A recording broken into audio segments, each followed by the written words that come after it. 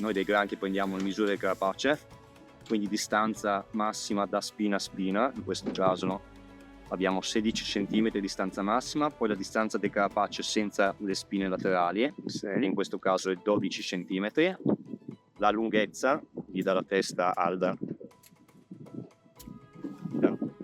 qua sono 7 cm, semplicemente mettendo il bilancino. Questo è un esemplare da 2,5 etti.